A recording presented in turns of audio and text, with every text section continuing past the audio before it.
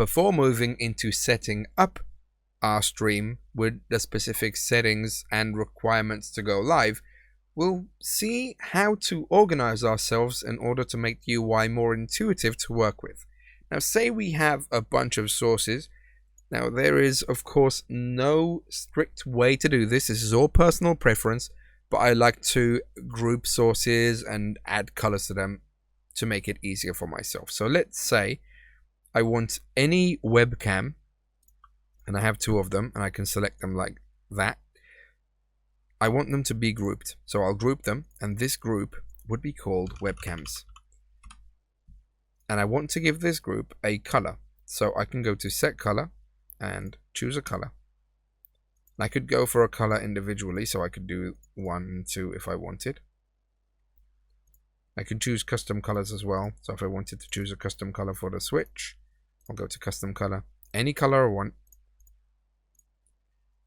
And that's all well and good. So we can add colors to what we need, and we can reorder them how we want and everything. But the good thing is that this allows multiple sources to work together. So let's enable our overhead webcam here, which is right there, and you can see it. And I want to enable something else. So I'm going to remove the cam link out of this because it's not active. And I want to introduce an image slideshow tutorial in that group. So I'll add it in the group. I'll make it visible. What I want to do is I'll reduce the size of the image slideshow.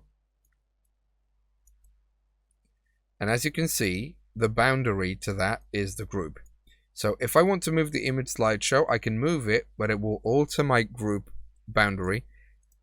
The webcam is locked, so I cannot touch that. So if I open it, I can do the same with that. But let's say I want them to be in a window like this. And I want to extend my webcam to be there. And right now I have a group. So what can happen here is if I lock both of them, my group is still active. So I can increase the size of the group, as you can see here. And I can move the group together. And I can add specific transforms to that group and specific things to that group. I can add anything I want to a group of overlays. This is especially useful if you have, for instance, a set of text appearing on the screen and you want to retain the alignment and move them together.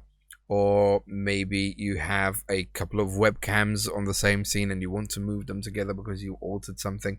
This makes it very useful to not only see what's visible and control everything together, so I can have both of them still active and disable them and enable them at the same time or individually. So it gives an extra layer of flexibility when you want to organize yourself and move stuff around on screen. In the next video, we will actually be moving into some setup basics, and we'll start by looking at audio. We'll split that into 2, where we have the basics and the extras, and after that we'll move into setting up alerts, on screen graphics, timers, and looking at OBS's settings and docs. Thanks for joining me. If you found this tutorial useful, don't forget to give it a thumbs up. As always, please leave any queries in the comment section or visit me live on Twitch and ask me there. Any relevant links are in the description below, and don't forget to subscribe for more content. I'll see you in the next one.